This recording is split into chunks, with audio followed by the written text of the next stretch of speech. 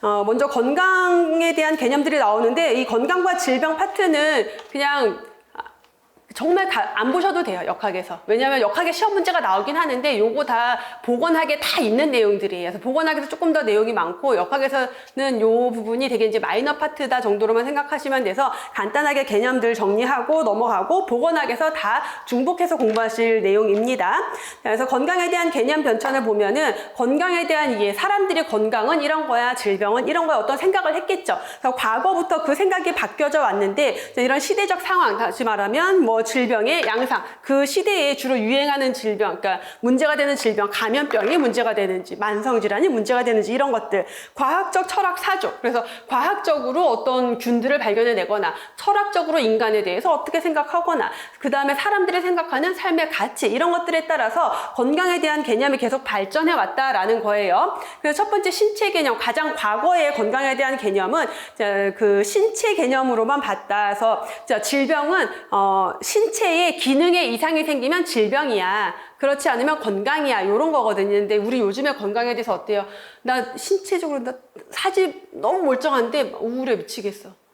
아무것도 못하겠어. 움직일 수가 없어. 이러면 건강한 거예요? 건강하지 않은 거예요? 건강하지 않다라고 하죠. 근데 이때는 그런 개념이 없었다라고 생각하시면 돼요.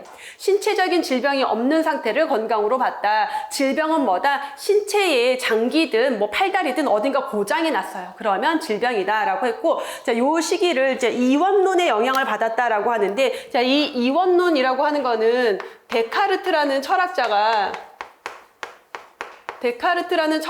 주장한 철학적 사조예요. 그래서 철학적으로 뭐라고 그랬냐면 심신이원론. 그러니까 정신과 육체. 그래서 신이 분리되어 있다.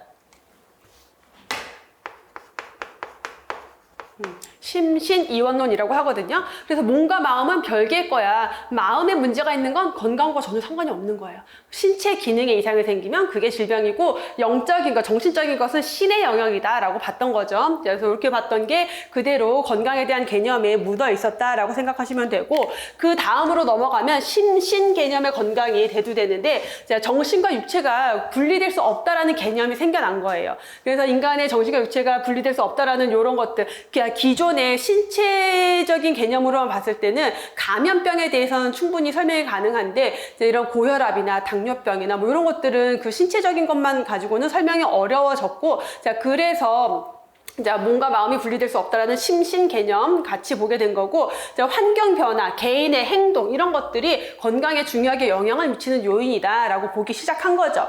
자, 여기서 더 나가면 생활 개념의 건강으로 넘어가는데, 자, 생활 개념은 내가 뭐 신체적으로 문제가 없어. 근데 정신적으로도 문제가 없어. 근데 근데 그냥 나는 일도 하기 싫고 돈도 벌기 싫고 난 앉아서 게임만 하고 싶어.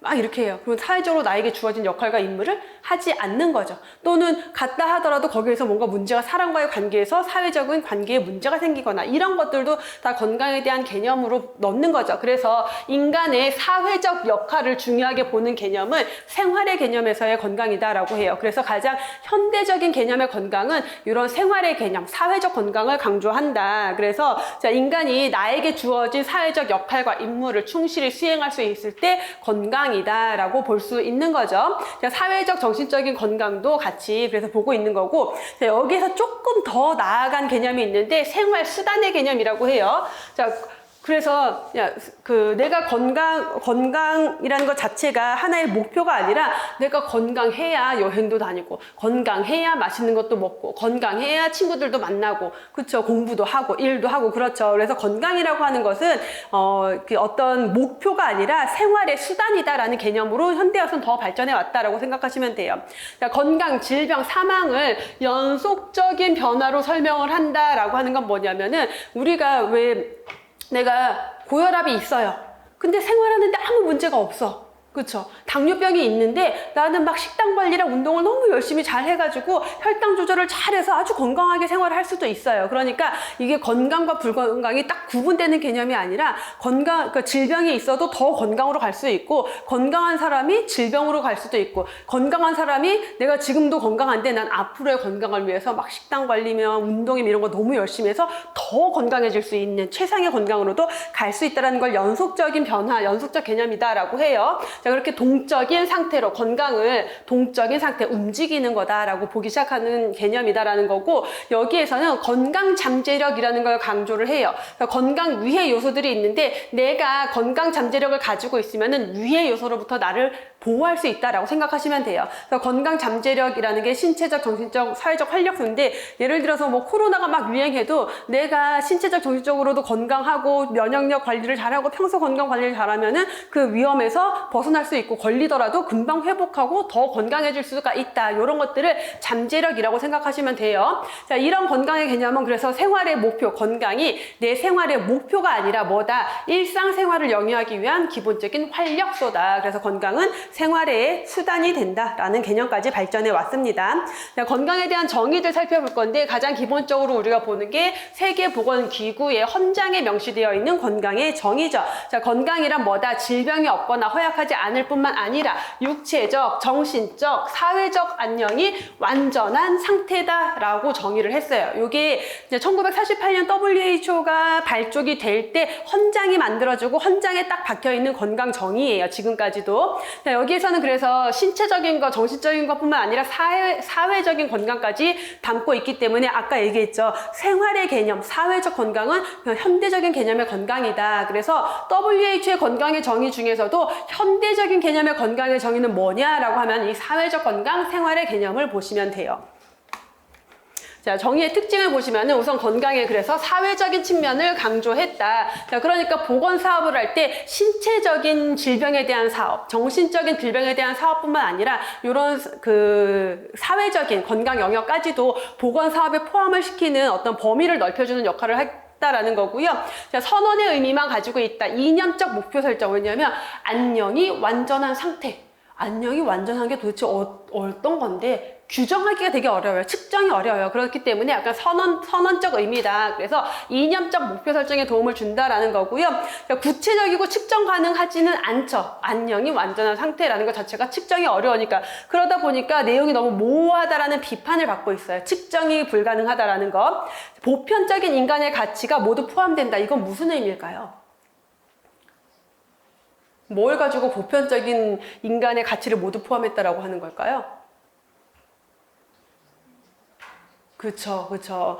신체적, 정신적, 사회적 안녕을 다 강조하고 있잖아요. 그럼 인간의 신체적인 거, 정신적인 거, 사회적인 것까지를 정의에 다 넣고 있기 때문에 보편적인 인간의, 그러니까 모든, 인간에게 중요한 모든 가치들을 다 넣고 있다라고 표현을 하는 거예요. 자, 그래서 WHO의 정의에 대한 비판을 좀 보면은, 비판은 정의가 너무 비현실적이고 이상적이다. 그래서 완전한 안녕이라는 것 자체가 비현실적이고 너무 이상적이다라는 표현인 거고요.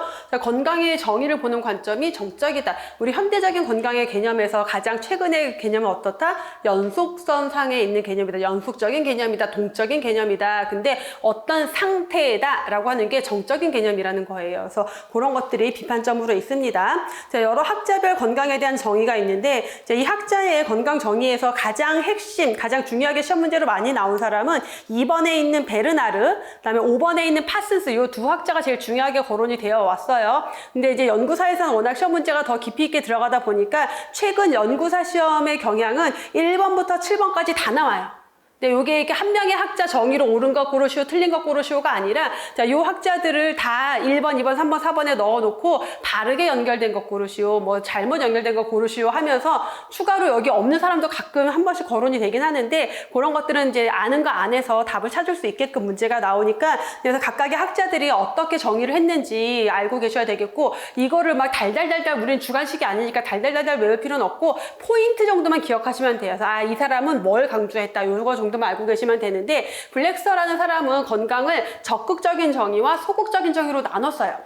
그래서 적극적인 정의가 영어로 보면은 포지티브한 정의고, 소극적인 건 네가티브다. 그럼 우리가 적극적이다, 소극적이다라는 표현 말고 포지티브한 정의다라고 하면은 건강을 긍정적으로 정의하는 거다라고 생각하면 되겠고, 네가티브하다, 건강을 부정적으로 정의하는 거다라는 개념으로 접근해서 보시면 되는데, 우리 이런 거죠. 그래서 너 요즘 어떠니? 나 너무 좋아, 너무 잘 지내, 나 너무 건강하잖아, 이렇게 얘기하는 게 포지티브한 정의인 거고, 이제 네가티브한 정의는 뭐예요?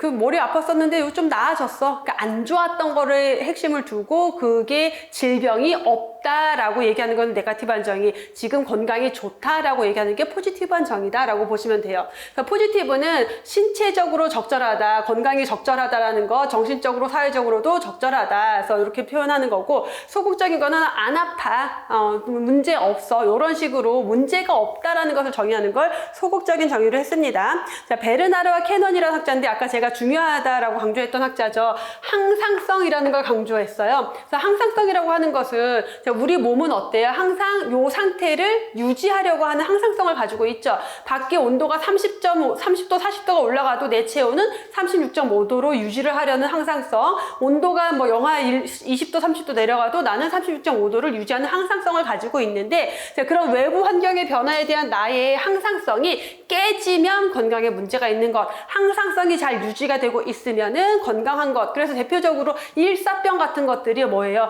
이 항상성이 깨지면서 나의 체온이 급격하게 올라가는 그런 상태가 일사병인 거죠. 그래서 이런 항상성을 가지고 건강을 정의했다라는 거고, 자, 와일리라고 하는 학자는 외부 유기체가, 사람이 환경에 적응하는 것이다. 그래서 적응의 개념을 강조했다. 그러면서 환경에 적응하는 거죠. 그래서 환경과의 관계를 언급한 사람이 와일리라는 사람입니다. 자, 그다음에 지거리스트라는 사람이 나오는데, 자, 지거리스트는 우리는 뭐 여러 가지 건강이라는 것 자체가 나를 둘러싼 주변 환경들, 이런 것들에 대해서 잘 적응을 할 수 있어야 된다. 그래서 일정 범위 안에서 적응할 수 있어야 된다. 내부 제 기관의 조화와 통일, 내 몸 안의 신체 기관들이 조화와 통일을 이루고 유지하고 있는 상태가 건강이다라고 정의한 게 지거리스트예요. 그래서 조화와 통일을 유지하고 있는 상태다 라고 보시면 되겠고, 자, 파슨스 강조했죠. 자, 파슨스가 강조되는 이유는 사회적인 역할과 임무를 효과적으로 수행할 때 건강이 최적의 상태다. 무슨 건강? 사회적인 건강을 강조하고 있는 거예요. 그럼 WHO에서 사회적 건강을 현대적인 개념으로 강조했다라고 했기 때문에 파슨스의 건강의 정의는 그만큼 강조가 되고 있는 것. 자, 뉴먼이라고 하는 학자는 단순히 질병이 없는 것만이 아니라 그 사람이 가지고 있는 자질, 기능, 능력, 이런 모든 것들이 신체적으로도 정신적으로도 도덕적으로도 최고로 발달되고 완전히 조화된 인간만이 진실한 건강자다. 그래서 제가 이거를 뭐라고 하냐면은 눈먼 건강이다. 누가 이렇게 막 신체적, 정신적, 도덕적으로 완전히 발달해서 최고로 조화를 이루고 있는, 이게 현실적으로 가능한가? 라고 생각을 해서 눈먼 건강이다 라고 해서 뉴먼의 건강 정의로 좀 기억을, 암기 팁이에요. 이렇게 외우시라고. 그렇게 기억하시면 아마 생각이 잘 날 거고, 자, 윌슨이라고 하는 학자는 뭐라고 말이 되게 많이 있는데, 왜 우리 뭐 다리가 없어도 의족을 차고 에베레스트 등반하는 사람도 있고, 뭐 마라톤에 나가는 사람도 있고, 눈이 안 보이는데도 마라톤을 하는 사람들이 있죠. 이런 사람들은 뭐예요? 신체적으로도 문제가 있다 하더라도 굉장히 건강한 삶을 사는 사람이 있고, 사지욕심 멀쩡한데 아무것도 못하고 건강하지 못하게 사는 사람도 있어요. 그래서 결국은 뭐냐? 신체 조건을 무관하게 취급한 게 윌슨이다. 그래서 여러분, 나 혼자 산다 그 프로그램에 윌슨 있잖아요. 곰인형, 카메라 있는. 걔 되게 귀엽잖아요, 윌슨 인형. 근데 팔다리 짧잖아요. 신체 조건이 그 팔다리가 짧아도 귀엽구나. 그래서 신체 조건을 무관하게 취급한 게 윌슨이다. 이렇게 그냥 암기 팁입니다. 이런 것들은. 여러분들 아마 시험 문제 이렇게 나오면은 피식 웃으면서 문제를 풀게 될 거예요. 자, 그래서 건강에서 이렇게 이제 7명의 학자에 대한 정의를 좀 해봤고, 건강에 대한 사회적 안녕이 이래서 강조되고 있다. 그리고 사회적 안녕이라는 개념에 대해서 조금 정의를 해보면은, 사회적 안녕이라고 하는 것은 나에게 주어진 내가 사회 구성원으로서 가지고 있는 역할과 임무가 있겠죠. 자, 이런 것들을 충실히 수행할 수 있을 때 진정한 건강 상태다. 이걸 사회적 건강, 사회적 안녕이라고 해요. 자, 이런 사회적 건강이라는 게 인간과 동물의 건강을 개별화하는, 차별시킬 수 있는 그런 개념이기 때문에 더 강조하고 있기도 하고, 삶의 가치, 보람, 이런 것들에 대한 개념으로서 사회적 건강을 더 강조하고 있다라고 보시면 됩니다. 건강과 질병의 연속선 개념이라는 게 나오는데, 우리 앞에서 건강 개념의 변천을 쭉 보면은 신체 개념, 심신 개념, 생활 개념, 생활 수단의 개념으로 가면서 건강을 연속적인 개념으로 본다, 동적인 개념으로 본다라고 했죠. 그래서 이 연속선 개념에 대한 건데, 자, 이 건강, 여기 A의 상태가 건강한 상태예요. 근데 이 건강한 상태가 항상 이 사람이 건강한 상태에 머물러 있는 게 아니라 뭔가 질병이 진행이 될 수도 있겠죠. 그럼 B로 넘어오면은 요건 질병의 준비 단계. 그래서 전염병 같은, 감염병 같은 경우는 잠복기. 만성질환 같은 경우는 증상이 나타나지 않는 초기 단계 정도로 보시면 되고, C 단계로 오면은 증상이 나타나서 이제 내가 노동력이 상실되는, 건강에 문제가 생긴 상태고, D 단계는 회복되는 단계다. 그래서 이게 연속적으로 이어진다라고 보시면 되겠고요. 자, 그러면서 요 각 단계가 상호 간에 이동이 가능하다. 요 초기로 갔다가 여기서 다시 넘어올 수도 있는 거고, 이게 진행이 돼서 회복으로 가서 이렇게 넘어갈 수도 있겠죠. 이렇게 연속이 된다라는 건데, 보건의식이 향상된 계층, 보건에 대한 가치관이 조금 깊고 건강에 대한 가치관이 좀 높은 사람들은 B, C, D를 다 병적으로 인식한다. 내가 증상은 없는 초기 단계지만 지금부터 잘 관리해서 다시 건강해져야지, 또는 회복기에도 건강 관리를 잘 해야지라고 보는 거고, 보건의식이 취약한 계층은 내가 신체적으로 문제가 없으면 괜찮아 라고 보는 거예요. 그래서 C 단계만 병적으로 인식한다라는 겁니다. 자, 질병 상태의 개념이 나오는데, 질병에 대한 정의와 질환에 대한 정의, 이게 서울시 기출문제로 출제가 됐었어요. 그래서 질병에 대한 정의, 질병은 뭐뭐뭐뭐다. 2번, 질환은 뭐뭐뭐뭐다. 건강 형평성은 뭐뭐뭐다. 이런 식으로 정의를 해서 문제가 출제가 됐었는데, 자, 디지즈라고 하는 질병과 일리스라고 하는 질환은, 디지즈는 내가 걸린 질병의 진단명, 질병을 디지즈라고 해요. 어떤 병에 걸렸어? 라고 하는 게 디지즈고, 일리스는 질환, 나 조금 아파, 몸이 안 좋아, 이런 개념이다라고 생각하시면 돼요. 그래서 병환에 있으시다, 이런 쪽으로 보는데, 질병이라고 하는 게 우리가 의학적으로 내려지는 진단 정도로 생각하시면 돼요. 그래서 생물학적인 차원의 개념이다. 병리학 또는 생리학적인 관점으로 봤을 때 몸에서 발생한 어떤 변화가 의학적으로 정의될 수 있는 상태. 의학적으로 너는 무슨 질병이야 라고 하죠. 그걸 디지즈, 질병이라고 하는 거고요. 자, 일리스, 질환은 내가 경험한, 질병을 경험한 나의 어떤 그 상태를 의미를 한다라는 거예요. 그래서 여러 개의 질병이 하나의 질환으로, 그러니까 어떤 질병들이 나에게 어떤 증상으로 나타날 수도 있고, 하나의 질병이 여러 개의 증상을 나타낼 수도 있겠죠. 그래서 이런 것들을 질환이라고 합니다. 예를 들어서 내가 당뇨가 있어. 당뇨가 있다 보니까 몸이 막 피부도 간지럽고 시력도 좀 떨어지고 뭔가 몸에 염증도 잘 생기고, 이게 당뇨병이라는 하나의 질병, 디지즈가 여러 가지의 질환을, 내가 걷기도 힘들어지고 체력도 떨어지고 이렇게 나타낼 수도 있는 거고, 관절염도 있고 디스크도 있어요. 두 개의 다른 질병이지만 그것 때문에 내가 거동이 좀 어려워졌어요. 이런 식의 증상을 나타낼 수 있다라는 것. 자, 역학적인 분류가 나오는데, 자, 그 역학적인 분류라고 하는 거는 질병이라는 것을 역학적 관찰을 통해서 분류를 할 때 어떻게 분류를 하느냐라는 건데, 그게 그러니까 역학이라고 하는 학문 자체가 어떤 학문이다? 사람들의 건강에 영향을 미치는 요인들, 질병의 원인이 되는 요인들을 분석하고 그걸 막아서 예방하고자 하는 거죠. 그래서 그 안에서 질병에 대한 분류를 하게 되는데, 자, 그런 분류를 원인을 기준으로 분류를 할 수도 있고요. 현증, 증상을 기준으로 분류를 할 수도 있는데 꼭 이럴 필요가 있는 건 아니다라는 거예요. 그래서 역학이라는 학문 자체가 원인을 찾는 게 가장 포커스이기 때문에 원인이나 위험 요인 이런 것들을 찾아내기 유용한 방법으로 분류를 한다. 역학적으로는 이렇게 분류를 한다라는 거고, 자, 역학조사 연구에서 그래서 질병 상태를 먼저 분류를 하고, 자, 원인을 몰라요. 진단병을 몰라요. 그렇다 하더라도 관찰을 통해서 이 사람이 걸린 이 질병이 지금 어떤 증상이 나타나고 어떤 임상 경과를 거치고 치명률은 어떻고 임상적으로 어떻고 이런 것들을 통해서 분류를 하기도 한다라는 거예요. 그래서 역학적으로는 조금 더 폭넓게 분류할 수 있다라고 보시면 되겠죠.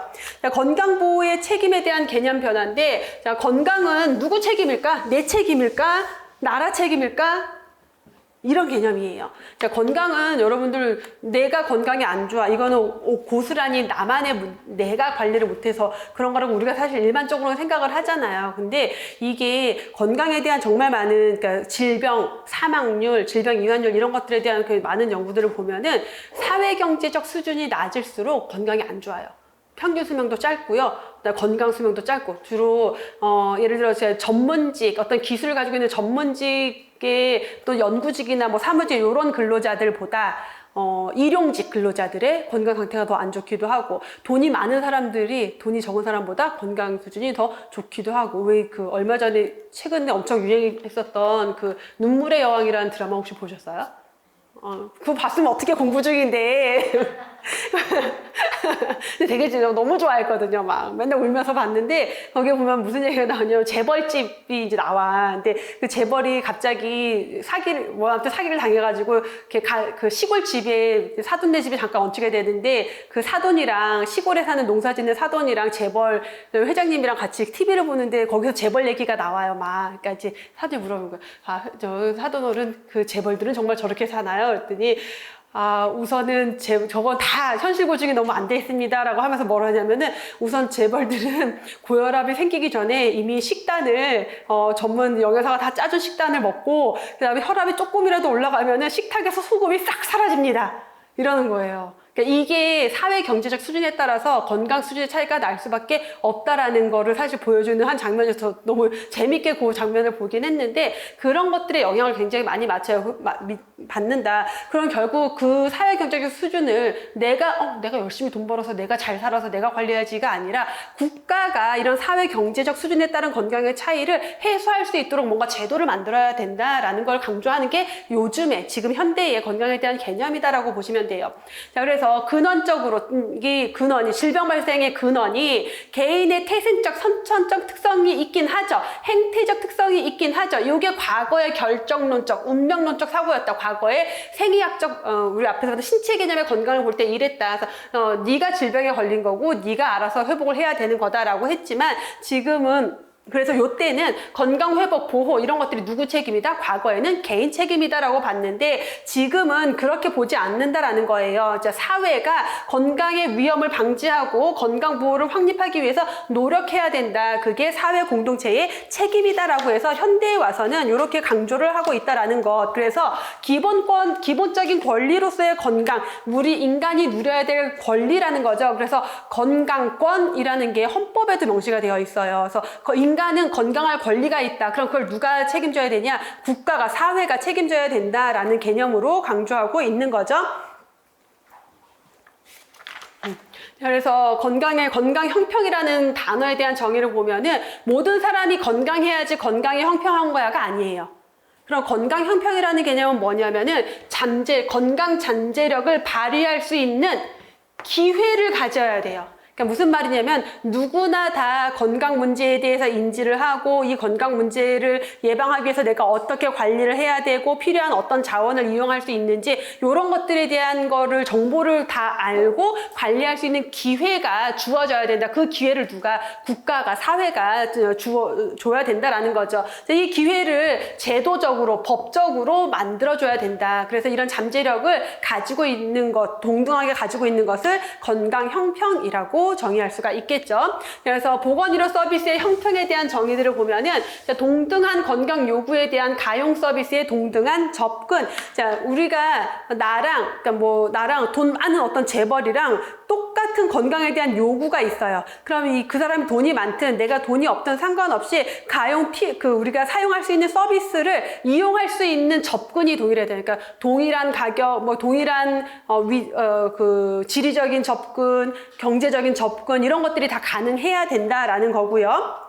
그래서 이용할 수 있는 권리를 갖는다라는 거고, 동등한 건강 요구에 대한 동등한 이용. 실제 그래서 동일한 건강 요구가 있으면은 의료 이용을 실질적으로 똑같이 할 수 있어야 된다. 그래서 요거는 접근까지인 거고, 이건 실제 이용. 그래서 접근은 거기까지 갈 수 있냐 없냐라는 거고, 이용은 실제 내가 그 서비스를 이용하는 거죠. 자, 마지막으로 사회 구성원 모두에게 동등한 질적의 서비스를 제공해야 된다. 재벌 회장 갖고 나 갔는데 이 재벌 회장한테는 막 더 좋은 질의 서비스를 제공하고 나한테는 대충 하고 그러면 안 된다라는 거죠. 세 가지의 개념을 볼 수가 있습니다.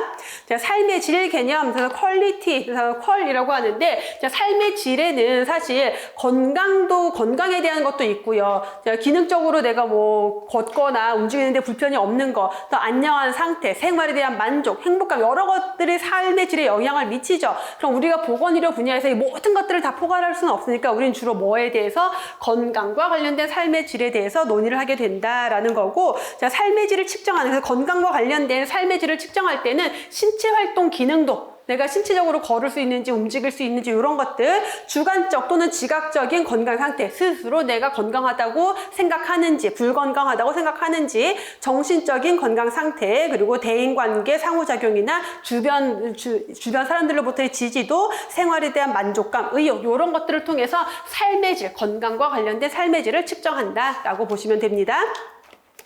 건강과 질병의 결정 요인들이 나오는데, 건강의 장 이론이라고 해서 랄론드 보고서가 나와요. 자, 이 랄론드 보고서는 보건학에서도 굉장히 중요하게 강조되고 시험 문제로 자주 출제가 되는 내용이죠. 그래서 1974년이었습니다. 연도까지 중요한 사람이에요. 1974년에 캐나다 보건성 장관이었어요. 우리나라로 치면은 보건복지부 장관이에요. 근데 이 뭐 복지부 장관이 직접 논문을 쓰진 않았겠지. 연구원들이 논문을 써서 발표는 누구 이름으로? 장관 이름으로 발표를 해요. 억울하게. 그래서 랄론드 보고서가 된 건데, 그 보고서는 이제 캐나다 인구, 캐나다 사람들의 건강에 대한, 새로운 건강에 대한 접근과 관련된 논문이다. 근데 여기에서 1974년에 사람들의 건강, 사람들의 죽음에 영향을 미치는 주요 4가지 요인을 규정을 해요. 생물학적 요인, 환경적 요인, 생활 습관, 보건 의료 체계, 이렇게 4가지가 주로 사람들의 건강, 사람들의 사망에 영향을 미치더라. 근데 이 중에서도 뭐가 가장 중요하겠어요? 생활 습관이 가장 중요하게 영향을 미치더라라는 것. 자, 생활 습관도 중요하고, 자, 그 다음이 뭐 환경 정도로 볼 수가 있겠죠. 그 생활 습관의 중요성을 특히 강조했던 게 랄론드 보고서입니다. 1974년이었고, 자, 질병의 주요 결정 요인들. 유전, 성, 생활 습관, 뭐 사회경제적인 수준, 환경, 문화, 제도 이런 것들이 다 영향을 주는 요인들인데, 유전은 사실 거의 사실 약간 뭐라 해야지, 운명론적이 되는 거죠. 유전자가 모든 걸 다 결정한다라고 하면. 그래서 조금 과학자들이 말을 아껴요. 잘 안 하는데 사실은 유전이 미치는 영향이 압도적으로 크긴 해요. 그 말은 뭐냐면, 왜 가끔 어떤 사람은 막 이제 술, 담배 많이 하니까 그러면은, 왜 건강 안 좋아 막 그러는데, 어떤 분들은 막 술도 많이 먹고 담배도 많이 피우고 그러는데 100살까지 건강하게 사시는 분들도 있고, 어떤 분들은 술, 담배 하나도 안 했어. 근데 막 나이 많지 않을 때 폐암에 걸린 사람도 있고 그렇단 말이에요. 그러니까 그러다 보니까 이게 유전이 미치는 영향이 되게 커요. 그래서 그런 것들을, 그래서 여러분들이 건강 관리를 할 때 제일 중요한 게 봐야 될 게 뭐냐면 부모님 건강. 할머니, 할아버지가 어떤 질병으로 돌아가셨는지, 부모님이 어떤 질병을 가지고 있는지, 할머니, 할아버지와 부모님이 동일하게 가지고 있다? 그럼 나도 걸릴 가능성이 매우 높다라는 거예요. 그럼 어떻게 유전자를 바꿀 수는 없잖아? 어떻게 해야 돼요? 그 질병을 막기 위한 여러 가지 생활 습관을 개선을 해야 되겠죠. 그게 되게 중요한 거예요. 근데 유전자라고 하는 것은 그 유전자가 독자적으로 영향을 미치는 경우도 있긴 하지만, 대부분은 유전자 또 있지만 그게 부모님이랑 나랑 생활 습관이 겹치잖아요. 엄마가 해주는 밥 먹고. 그러니까 그러다 보니까 생활 습관, 환경과도 상호작용을 하게 돼요. 그래서 간접적인 요인으로 보기도 하고, 그다음에 얘는 아예 우리가 바꿀 수가 없는 거잖아요, 유전자는. 그러다 보니까 그냥 감수성 요인, 이 유전자를 가지고 있는 사람들은 어떤 질병에 걸릴 가능성이 높다, 낮다 정도로 본다라는 겁니다. 자, 성도 여자들이 주로 많이 걸리는 질병, 남자들이 주로 많이 걸리는 질병들, 뭐 이런 것들이 있거든요. 그래서 그런 거에도 영향을 미치고, 이게 생물학적으로 여자기 때문에 걸리고 남자기 때문에 걸리는 질병도 있지만, 사회 문화적으로 남자들이 노는 스타일, 여자들이 노는 스타일, 하는 습관 이런 것들이 다르기 때문에 그런 것들도 영향을 미치게 됩니다. 자, 그 다음에 생활습관, 건강 상태는 말할 나위 없이 중요한 건강의 결정 요인이죠. 그래서 흡연, 신체활동, 운동, 그 다음에 음주, 식습관, 뭐 자기관리, 사회활동 이런 모든 것들 질병의 가장 중요한 결정 요인이 되겠고, 개인의 사회경제적 수준은 시험 문제로 가장 많이 거론이 되는 것 중에 하나가 이 사회경제적 수준에 대한 내용이에요. 사회경제적 수준이라고 하는 것은 이런 것들, 직업, 나의 직업, 그 다음에 교육, 뭐 주거 환경도 그렇고 교육 수준, 재산 이런 것들을 주로 그 사회경제적 수준이라고 하거든요. 그래서 뭐냐면 직업이 있느냐 없느냐, 그 다음에 내가 하는 일이 건설직에서 노동일을 하느냐, 어디 연구실에 앉아서 실험을 하느냐, 또는 사무실에 앉아서 사무직을 하느냐, 유해인자를 취급하느냐, 이런 것들 영향을 굉장히 많이 미치겠죠. 자, 주거와 작업 환경도 그래서 결국 내가 돈이 많은 사람들은 좀 더 쾌적한 주거 공간에서 살 거고, 돈이 없는 사람들은 빈민촌 같은 데 살다 보면 아무래도 또 위험이 더 커지겠죠. 그 다음에 교육 수준이 높다라는 게 사회경제적 수준이 높다라고 보시면 돼요. 그다음에 재산이 어느 정도, 소득 수준 같은 것들, 가족이 있는지 없는지까지도 넓게는 사회경제적 수준으로 볼 수가 있는데, 여기에 블랙 리포트라는 게 나와요. 이게 영국에서 발표된 리포트인데, 뭐 블랙 리포트, 여러분들이 모르는 어떤 리포트가 나오면은 그러니까 건강에 대한 결정 요인에 대한 내용이 나오면서 무슨 리포트가 나오잖아요. 그럼 웬만하면 요 사회경제적 수준과 관련된 리포트다라고 생각하시면 돼요. 그게 이제 영국에서 주로 이런 리포트가 여러 차례 발표가 됐는데, 뭐냐면 사회경제적, 그러니까 전문직에 비해서 육체 노동자들, 이런 사람들이 어떤 사망률도 높고 이환율도 높다라는 이제 연구 결과가 있는 거예요. 그래서 사회경제적 수준이 높은 사람들은 사회경제적 수준이 낮은 사람들에 비해서 건강하게 오래 살고 더 나은 건강을 유지한다. 자, 그러니까 사회경제적인 계층에 따라서 질병의 양상도 다르다라는 걸 발표한 보고서가 블랙 리포트예요. 요 뒤에도 뭐 마무리 리뷰라든가 다른 보고서들이 있긴 한데 그냥 요 정도만 보시면 되고, 자, 그러니까 어떻게 해야 된다. 이런 사회경제적 수준에 따른 계층에 따른 건강 문제, 뭐 이런 질병에 대한 문제들을 국가가 해결하기 위한 어떤 정책을 마련해야 된다라고 강조한 게 요 블랙 리포트다라고 보시면 됩니다. 자, 환경적 요인으로는 생물학적 환경, 물리화학적 환경, 사회적 환경을 볼 수가 있는데, 생물학적 환경은 우리 환경에 존재하는 수많은 세균들, 바이러스들, 리케치아, 뭐 이런 것들, 진균들, 기생충들 이런 것들. 물리화학적 환경은 물리적으로는 막 너무 온도가 40도 이상 고온 상태다. 그래서 올해 여름에 엄청 덥다 그러거든요. 이럴 때 뭐 일사병 같은 문제가 생기는 거죠. 그다음에 너무 추울 때 공기의 오염이나 물의 오염이나 소음이라던가, 화학적으로는 다양한 환경 오염 물질들, 중금속 같은 것들이 질병에 영향을 주는 환경적 요인이 되겠고, 자, 사회적 환경이라고 하는 것은 그 국가가 가지고 있는 다양한 보건의료 체계, 시스템. 우리나라는 어때요? 건강보험 제도를 통해서 병원에 가면은 내가 보험료를 매달 내다가 보험 적용을 받아서 조금 저렴하게 의료 서비스 이용이 가능하죠. 그다음에 영국 같은 나라는요, 사회보장제도, 보건의료 체계, 의료보험 제도 이런 것들이 그냥 모든 국민에게 무상의료예요. 그래서 무상의료여서 아프면 누구나 병원에 가서 그냥 공짜로 진료받고 나오면 되는 거예요. 그러니까 그러면은 그 국가의 국민들의 건강 수준에 영향을 미치겠죠. 미국 같은 나라는 어때요? 대부분 민간보험이에요. 근데 이놈의 민간보험 회사들은 그렇게 보험 가입 거부를 잘해요. 왜? 돈 나갈 것 같으니까. 그리고 막 청구하면은 막 이렇게 승인도 잘 안 해주고 막 그래요. 그러다 보니까 사람들이 거의 이렇게 보험이 없는 사람들이 되게 많아요, 미국에는. 그리고 이런 사람들이 맹장 수술 한 번 하는데도 막 400만 원, 500만 원 들어야 돼요. 그러니까 어떤 치료를 하기, 그 다큐멘터리에 나온 것 중에 어떤 근로자가 손이 2개가 잘린 거야. 근데 보험이 없는 거예요. 그래서 이걸 붙이려고 병원에 갔는데 하나 붙이는데 2천만 원, 3천만 원이래요. 돈이 너무 많이 드니까 하나는 붙이고 하나는 묻어줬대. 이게 그 국가의 보건의료 체계, 사회보장 제도가 건강에 미치는 영향이 굉장히 큰 거죠. 이런 것들을 사회적 환경이라고 합니다. 자, 문화적 요인, 그 국가가 가지고 있는 문화적인 가치, 행동 양식 이런 것들도 영향을 미치는데, 특히 우리나라 같은 경우는 왠지 왜 요즘은 좀 많이 낮았지만 정신과 상담 받으면은 나 막 이상하게 볼 것 같고, 이런 문화가 좀 있었잖아요. 지금은 많이 좋아졌지만. 그래서 이런 것들이 정신건강에 미치는 영향. 그래서 우리 부모님 세대 보면은 다 화병을 안고 있어. 왜냐면 이거를 어디 가서 얘기하는 것 자체가 내가 내 얼굴에 침 뱉기고 풀지를 못하고, 그러니까 스트레스를 계속 쌓아두는 거지. 이런 것들이 영향을 미친다라는 거고, 정치 사회 제도는 그 국가가, 그러니까 미국처럼 뭐 자유민주주의를 추종하는 나라냐, 영국처럼 복지국가를 지향하는 나라냐에 따라서 그 국가의 보건의료 체계, 사회보장 제도가 달라지겠죠. 그래서 우리 앞에서 봤던 환경적 요인 중에서도 사회적 환경이 이 사회 제도 요인과 겹치는 거예요. 그러니까 사회 제도 자체가 영향을 미치기도 하지만 요거를 환경적 요인으로 분류할 수도 있다라고 보시면 됩니다. 자, 다음 질병 발생 모형들 볼 건데요. 자, 질병 발생 모형들은 이제 과거부터 이제 학자들이 이렇게 본 거예요. 질병은 이런 거야, 건강은 이런 거야, 이런 것들을 정의해 온 모형이다라고 보시면 됩니다. 그래서 질병 발생 모형에서 생의학적 모형이라고 하는 거, 아까 잠깐 우리가 그 건강 개념 변천에서 신체 개념의 건강이다 해서 제가 데카르트라는 철학자가 제시한 심신 이원론의 영향을 받은 거다라고 했죠.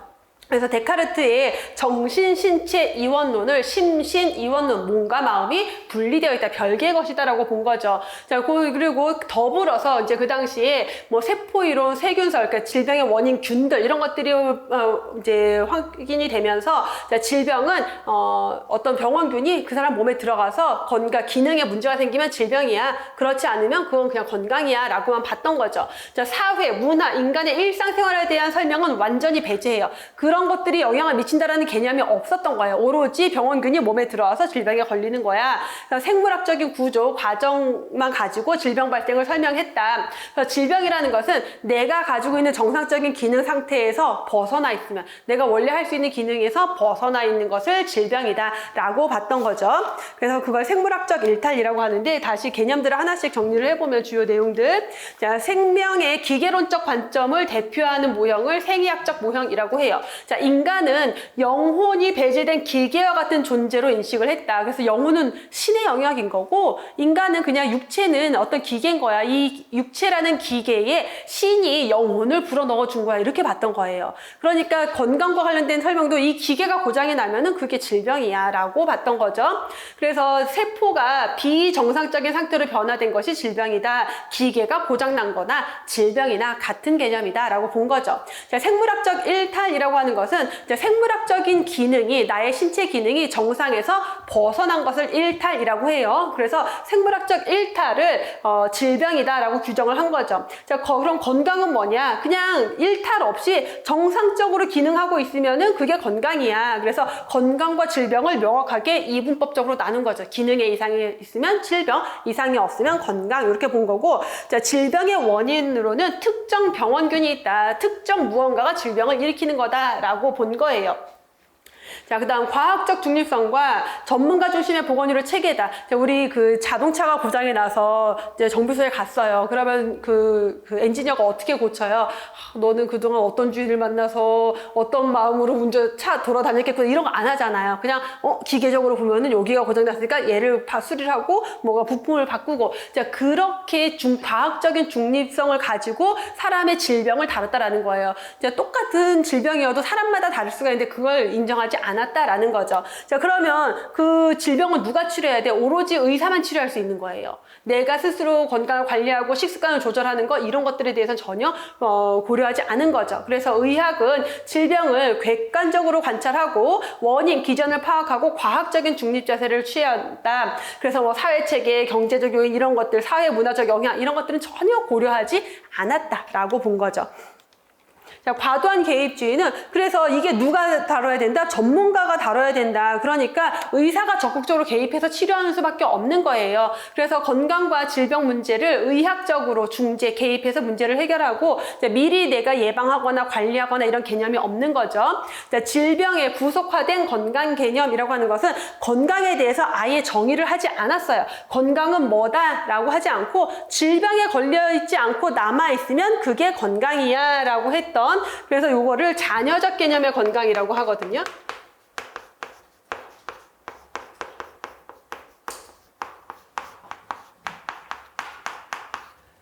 질병에 걸리지 않고 자녀, 남아있으면은 그게 건강이야 라고 봤던 걸 의미를 합니다. 자녀적 개념의 건강이다라고 하는 거고, 자, 한계점 보시면은 질병 발생과 관련된 사회적, 환경적, 행태 요인 이런 것들을 다 배제를 한 거죠. 그러다 보니까 감염병에 대한 설명은 그래도 어느 정도 가능한데 만성질환에 대한 설명은 불가능하다. 의학의 기술 만능주의, 오로지 의사에 의존할 수밖에 없는 기술 만능주의에 빠지게 됐고요. 의학의 효과를 그래서 너무 과대평가했다. 근데 이 당시에 의학이 뭐 또 얼마나 발전했겠어. 말도 안 되는 치료법들을 했지만 그래도 의학을 믿을 수밖에 없었다라고 보시면 됩니다. 자, 다음에 나오는 게 역학적 모형이 나오는데 요거 다른 말로 생태학적 모형이라고 합니다.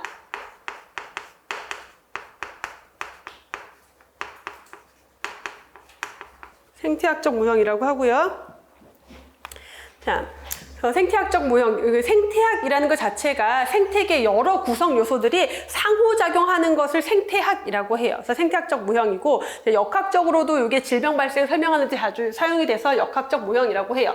자, 구성 요소들 간의 상호작용으로 설명하는데 그 구성 요소가 뭐냐? 병인, 숙주, 그리고 환경이라는 거죠. 그래서 질병은 오로지 병원체 요인에 의해서만 발생하는 게 아니라 병원체가 있다 하더라도 환경에 의해서 병원체가 다 미리 죽어버릴 수도 있고 병원체가 막 더 증식을 할 수도 있고 숙주의 면역력 상태에 따라서도 병원체가 들어왔는데 질병에 안 걸릴 수도 있고 걸릴 수도 있고 자, 그래서 환경이 또 숙주에게 영향을 줄 수도 있고 이렇게 세 가지의 상호작용으로 설명하는 걸 역학적 모형, 생태학적 모형이라고 합니다. 자, 그래서 병인에 해당이 되는 게 생물학적인 병인이라고 하면은 뭐 미생물들, 그러니까 그 세균, 바이러스, 기생충 같은 것들이 되겠고 화학적으로 질병의 원인이 되는 물질이라고 하면은 중금속 같은 것들 있겠죠.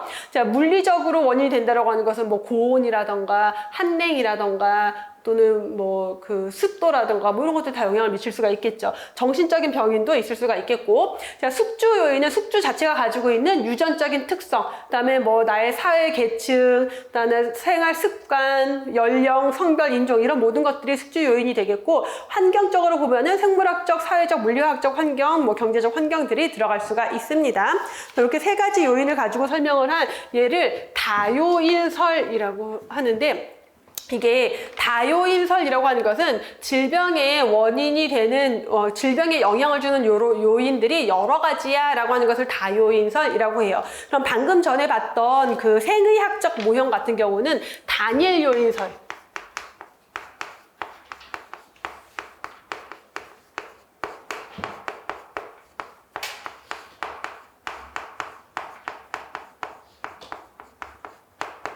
생의학적 모형을 단일 요인설이라고 해요. 단일 요인설은 얘밖에 없어요.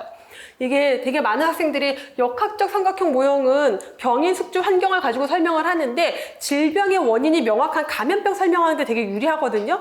그러다 보니까 감염병의 원인은 병원균이니까 얘 단일 요인설 아니에요 라고 되게 많이 물어보는데 병인 혼자만 영향을 주는 게 아니라 숙주 자체의 특성도 영향을 주고 환경도 영향을 준다. 그래서 다요인설 중에 하나로 분류를 해요. 그러면 단일 요인설이라고 할 수 있는 것은 요 생의학적 모형밖에 없어요. 방금 앞에서 본 것. 자, 그래서 자, 병인이 우세하거나 병원균이 되게 득실득실하거나 환경이 병원균이 살기 좋은 환경이다. 자, 그러면은 그 균형이 깨져서 질병이 발생하게 된다라고 설명하는 게 기본적인 모형인데 요걸 조금 더 발전시킨 게 뭐냐면 숙주가 건강관리를 너무 잘했어. 또는 환경이 숙주에게 되게 좋은 환경이에요. 쾌적한 환경이에요. 또는 환경이 병원균이 살기 안 좋은 환경이야. 자, 그러면은 오히려 건강이 더 증진될 수도 있다라고 볼 수 있는 거고, 자, 숙주 병인 환경이 균형을 이룰 때 건강이 유지가 되고 균형이 깨지면 질병이 발생한다가 기본적인 이 모형의 개념입니다. 자, 그다음에 그래서 역학적 모형에서 이 역학적 모형에 대한 한계점이 있는데 환경이 갖고 있는 복잡성을 반영하지 못했다라는 것. 그래서 질병과 환경이 정말 관계가 많기 때문에 뭐 질병 원인, 환경 안에서의 질병 원인을 간추리기도 어렵고 환경 요인이 그 환경 요인이 여러 가지가 동시에 작용하다 보니까 온도는 예를 들어서 온도는 뭐 병원균이 살기 좋은데 습도는 병원균이 살기 나쁘고 이럴 수도 있잖아요. 이렇게 복합적으로 영향을 준다라는 것을 규명하기가 어렵다라는 거고 환경이 질병 발생에 직접적으로 작용을 하기보다는 간접적으로 영향을 주는 요인이다. 간접적으로 작용하는 경향이 있다. 환경 자체가 너무 다양하고 복잡해서 얘를 가지고 이게 어떻게 작동해서 질병을 일으키는지 뭐 이런 것들을 설명하기가 너무 어렵다. 그러니까 환경은 너무 복잡하다. 단순하게 딱 규정할 수가 없다라는 거죠. 자, 다음에 건강 정책 분석을 위한 역학적 모형이라고 하는데 얘의 원래 이름은 전인적 모형이에요. 자, 전인적 모형이라고도 하고 또는 총체적 모형이라고도 하고 영어로 홀리스틱 모델이라고도 해요.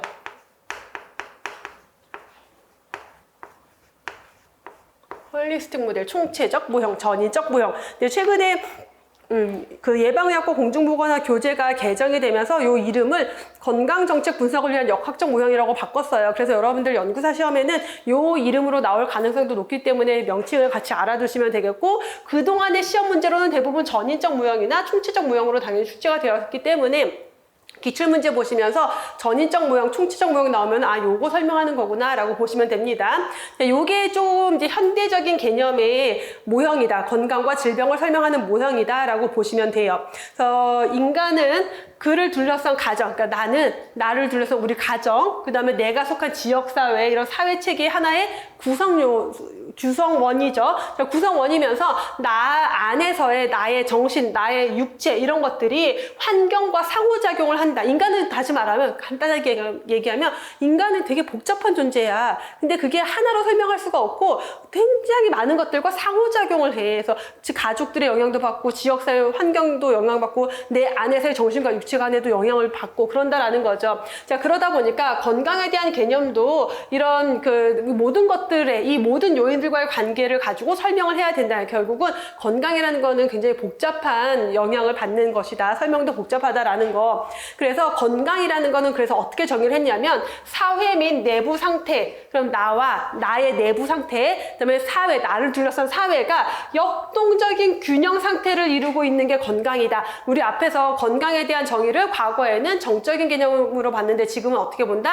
동적인 개념으로 본다. 그 내용이 그대로 들어가 있는 거죠. 그래서 역동적인 균형 상태, 건강과 질병의 연속성 개념을 기본 베이스에 깔고 있다라고 보시면 되겠고, 자, 질병이라고 하는 것은 내가 이 균형 상태에서 나의 적응력이 깨지면은 질병으로 갈 수도 있다라는 거죠. 그래서 적응력이 감퇴하거나 조화가 깨질 때 질병이 발생한다라고 설명한 게 전인적 모형입니다. 이 전인적 모형은 그래서 질병 발생을 설명하기 위한 요소 4가지를 제시했는데, 환경, 생활습관, 생물학적 특성, 보건의료 체계, 이거 뭐랑 똑같아요? 앞에서 봤던 랄론드 보고서에서 제시됐던 건강결정요인 4가지랑 동일하죠. 그래서 그게 그대로 질병 발생의 구성 요소로 설명이 들어온 거죠. 그래서 환경이라고 하는 것은 뭐 직접적으로든 간접적으로든 질병에 영향을 주는 요인이다라는 거, 물리적 환경, 사회적 환경, 문화적인 환경, 심리적 환경까지도 포함시킬 수 있는 거고, 자, 생활습관은 나의 뭐 기본적인 뭐 소비 패턴, 식생활 습관, 운동 뭐 이런 것들이죠. 자, 그 다음에 생물학적 특성이라고 하는 것은 유전적 소인이다 라고 보시면 되겠고, 자, 보건의료 체계는 그 국가가 가지고 있는 보건의료 체계가 아까 질병에 굉장히 많은 건강 수준에 영향을 미친다라고 했죠. 이런 것들을 구성 요소로 넣고 있습니다. 자, 마지막에 있는 웰리스 모형이 있는데, 웰리스 모형은 좀 별로야. 약간 너무 추상적이야. 전인적 모형도 조금 추상적이었죠. 약간 설명할 때. 근데 웰리스 모형은 더 추상적이에요. 그러다 보니까 여러분들이 공부할 때 이게 뭔 소리야 이런 생각이 되게 많이 드는데, 사실 그동안의 시험 문제에는 전인적 모형까지만 시험 문제가 나오고 웰리스 모형은 그냥 보기 정도로만 나왔었거든요. 근데 이제 이렇게 출제 빈도가 높은 애들은 계속 더 이렇게 깊이 들어간다라고 했죠. 23년도 보건직 시험에 웰리스 모형이 문제가 출제가 됐어요. 근데 이렇게 한번 출제되기 시작하면은 이제 여러 직렬에서 다 출제가 가능하고, 연구사 시험에는 더더군다나 출제가 가능하죠. 왜냐하면 이 웰리스 모형이라는 거는 예방의학과 공중보건학 교재 말고는 없어요. 그러니까 다른 일반적인 공중보건 교재는 없고 예방의학에만 있는 개념이에요. 그래서 당연히 연구사 시험에 출제가 가능한 내용이다. 자, 웰리스 던이라는 학자에 의해서 소개가 됐다라고 하는데, 던이라는 학자가 건강과 질병의 연속선 개념을 설명한 학자입니다. 건강과 질병은 연속선 위에 있다. 연속선 개념으로 건강과 질병을 설명한 모형이에요. 그래서 어떤 사람이, 자, 건강한 상태에 있어요. 지금 이게 건강이에요. 자, 근데 이 사람이 이 건강한 상태에서 끝나는 게 아니라 더 건강해서 최적의 건강으로 갈 수도 있고, 질병으로 가서 사망에 이를 수도 있다. 그 연속선 위에서 움직인다라고 설명한 게 던이라는 학자입니다. 그래서 이 던이라는 학자가 이 연속선 개념 안에서 웰리스라고 하는 것은 개인의 생활 환경 내에서 내가 가지고 있는 잠재력을 극대화하는 통합된 기능 수단이 웰리스다라고 정의했어요.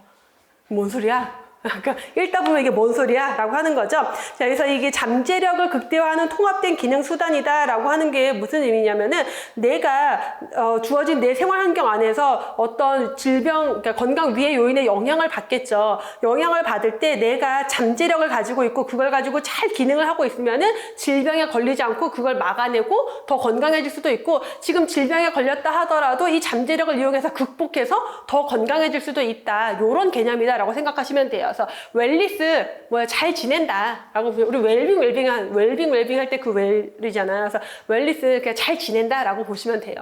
상위 수준의 웰리스라는 것은 요 잠재력이 이제 고차원적인 기능을 한다. 그래서 내가 아주 건강한 상태에서 건강 위해 요소가 코로나가 유행하더라도 나는 잘 막아내, 안 걸려. 요런 상태다라고 보시면 돼요. 신체적, 정신적, 영적인 전인적 통합을 이루는 개념이다. 그래서 이게 신체적인 개념만 설명하는 게 아니라 정신적으로도 영적으로도 모든 것이 완벽하게 건강한 상태로 설명을 하고 있습니다. 자, 환경축과 건강축으로 구분되는 웰리스 사분면을 제시했다라고 하는데, 그림 밑에 바로 있죠. 그림을 보시면 아까 제가 이렇게 사람에서 여기서 더 최적의 건강으로 갈 수도 있고 질병 사망으로 갈 수도 있다라고 했는데, 요게 건강축이고요. 자, 여기에다가 세로로 환경축을 추가를 했어요. 그래서 자, 요쪽으로 가면은 건강한 거, 이쪽으로 가면 건강이 안 좋은 거, 위로 올라가면은 건강에 유리한 환경, 아래로 내려가면은 건강에 불리한 환경이다라고 사분면을 제시를 해서, 자, 여기에 존재하는 상태가 상위 수준의 웰리스, 고차원적인 기능을 할 수 있는 상태다. 이건 어떤 상태예요? 내가 건강하면서 나를 둘러싼 환경도 건강에 유리한 환경이다 라고 하는 거죠. 자, 여기는 뭐예요? 환경은 건강에 유리한데 내가 건강이 지금 안 좋아요. 그럼 건강을 보호해야 하는 분면이 되겠고, 자, 여기는 나는 건강한데 나를 둘러싼 환경이 건강하지 않아. 그럼 이 사람은 우연하게 건강한 거야. 그러니까 우연한 상위 수준의 웰리스, 여기는 불건강한 상태에서 불건강한 환경에 놓여 있는 상태다 라고 설명을 한 거죠.